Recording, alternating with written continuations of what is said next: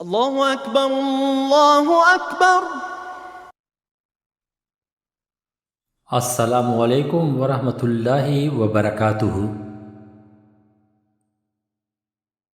عزیز دوستو، ویڈیو دیکھنے سے پہلے آپ لوگوں سے گزارش ہے کہ مہربانی فرما کر اس ویڈیو کو لائک بھی کریں اور اس کو شیئر بھی کریں۔ اس کے ساتھ ساتھ اگر ابھی تک آپ نے ہماری چینل کو سبسکرائب نہیں کیا تو مہربانی فرما کر اس کو سبسکرائب کریں۔ جزاکم اللہ خیر۔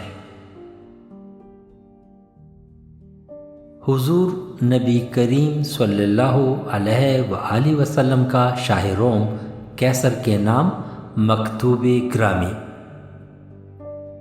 حضرت کلبی رضی اللہ تعالیٰ عنہ فرماتے ہیں کہ مجھے حضور نبی کریم صلی اللہ علیہ وآلہ وسلم نے خط دے کر روم کے بادشاہ قیصر کے پاس بھیجا۔ میں نے قیصر کے پاس پہنچ کر اسے حضور نبی کریم صلی اللہ علیہ وآلہ وسلم کا خط دیا۔ اس کے پاس اس کا بھتیجا بیٹھا ہوا تھا جس کا رنگ سرخ اور آنکھیں نیلی اور بال بالکل سیدھے تھے۔ جب میں نے حضور صلی اللہ علیہ وسلم کا خط پڑھا جس کا مضمون یہ تھا: محمد رسول اللہ صلی اللہ علیہ وسلم کی جانب سے روم والے ہرکل کے نام، حضرت کلبی فرماتے ہیں کہ اتنا پڑھ کر اس کا بھتیجا زور سے غرایا اور گرج کر کہا، یہ خط ہرگز نہیں پڑھا جائے گا۔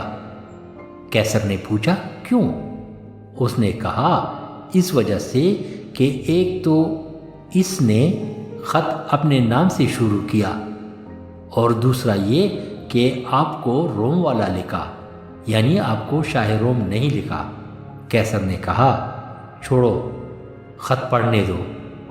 جب میں نے سارا خط پڑھ کر سنا دیا تو قیصر روم نے مجھے اپنے اور اپنے خاص پادری کو اکیلے میں بلا لیا اور حضور صلی اللہ علیہ وسلم کا خط پڑھنے کے لیے دیا۔ اس پادری نے قیصر سے کہا، یہ تو وہی شخص ہے جس کا ہمیں انتظار ہے اور جن کی ہم کو حضرت عیسیٰ علیہ السلام نے بشارت دی تھی۔ قیصر نے پادری سے کہا، میرے بارے میں آپ کا کیا حکم ہے؟ پادری نے جواب دیا، میں تو ان کی تصدیق کروں گا اور ان کا اتباع کروں گا۔ قیصر نے اس سے کہا، اگر میں ایسے کروں تو میری بادشاہت چلی جائے گی۔ اس کے بعد ہم قیصر کے پاس سے باہر نکل آئے۔ حضرت ابو سفیان رضی اللہ تعالیٰ عنہ ان دنوں تجارت کے لیے وہاں آئے ہوئے تھے۔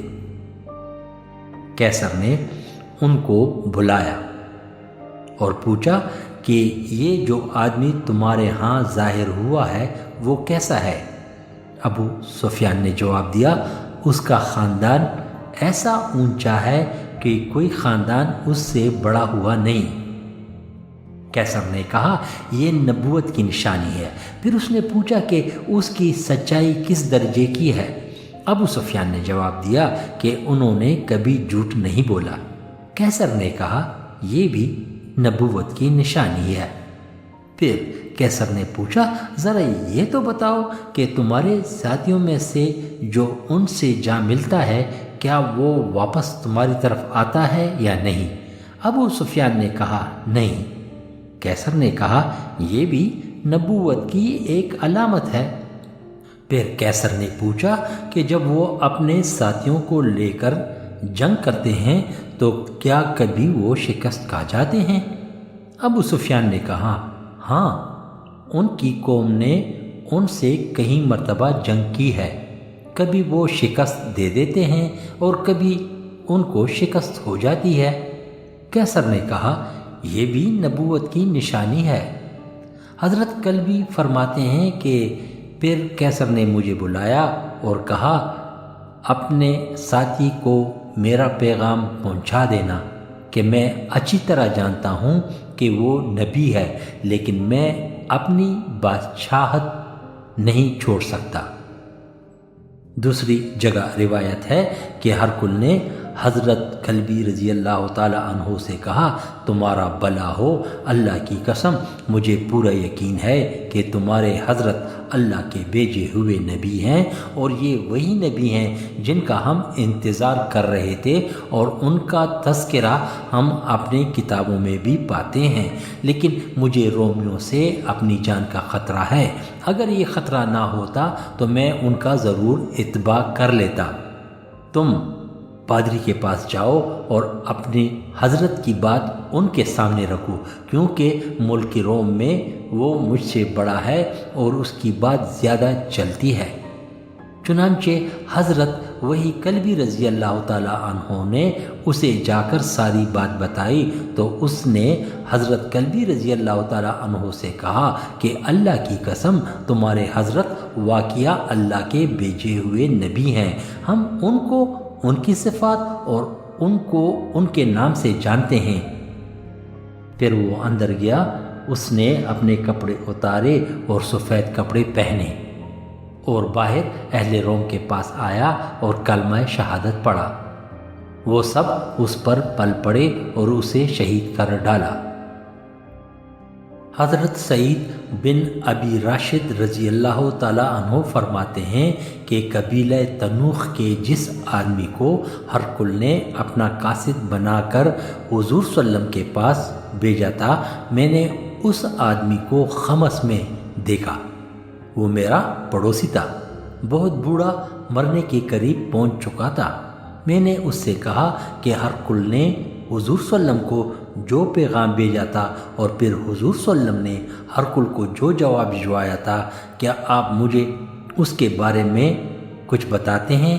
اس نے کہا ضرور۔ حضور صلی اللہ علیہ وآلہ وسلم تبوک تشریف لائے تھے اور آپ نے وہی کلبی کو ہرکل کے پاس بھیجا۔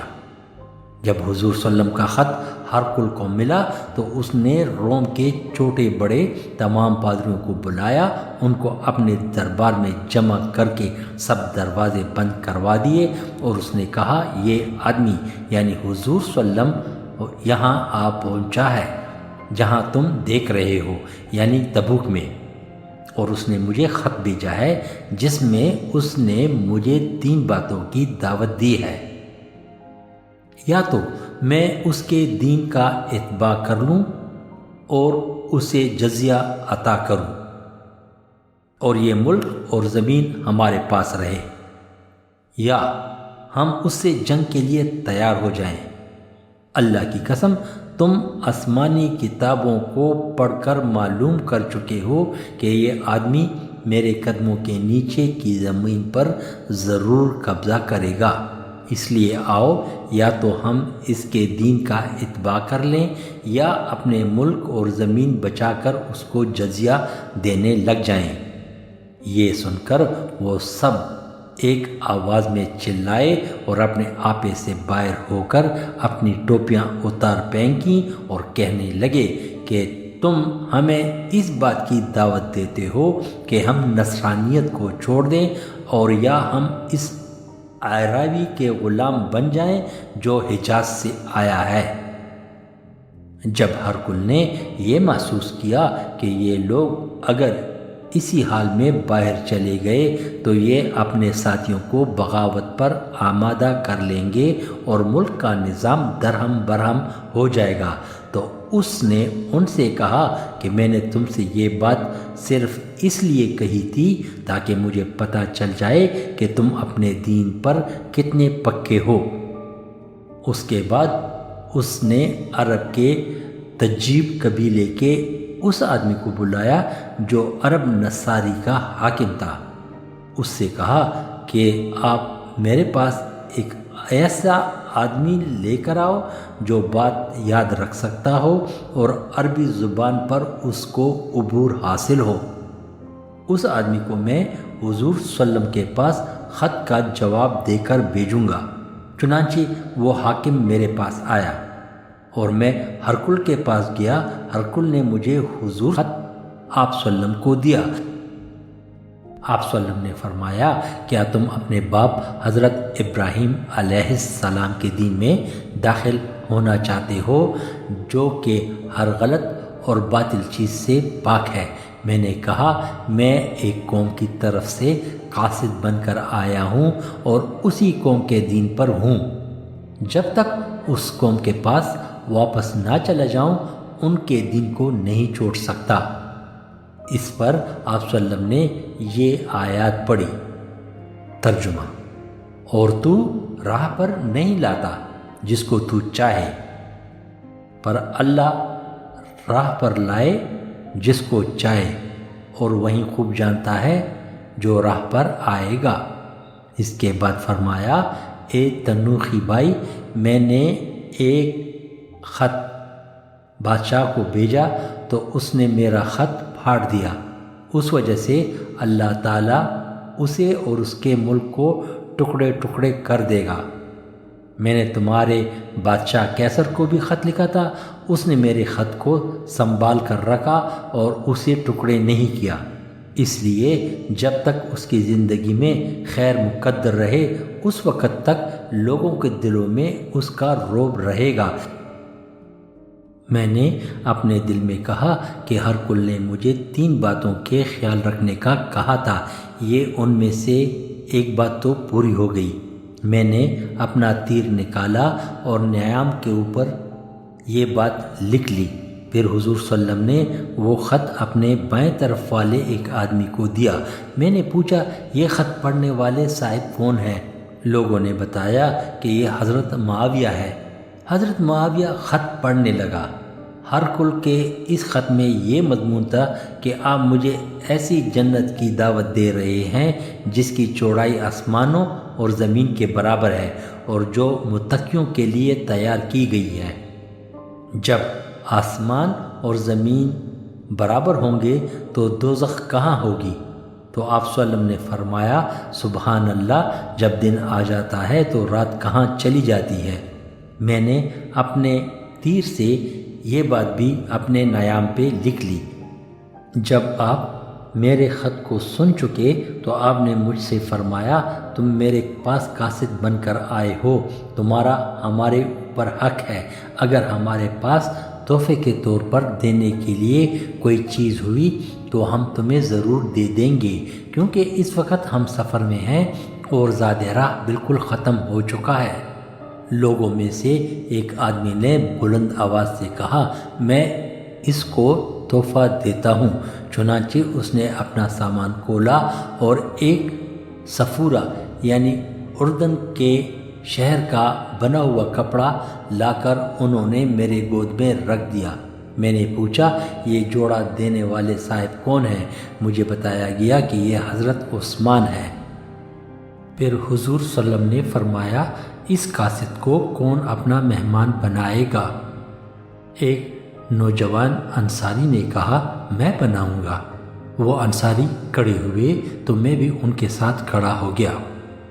جب میں آپ صلی اللہ علیہ وسلم کی مجلس سے باہر چلا گیا تو آپ نے مجھے پھر آواز دی اور کہا اے تنوخی بھائی واپس آئیے۔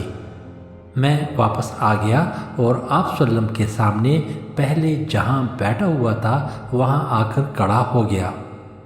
آپ صلی اللہ علیہ وسلم نے اپنی پشت مبارک سے چادر اتار دی اور فرمایا جو کام تم کو کہا گیا وہ کام تم پورا کر کے جاؤ۔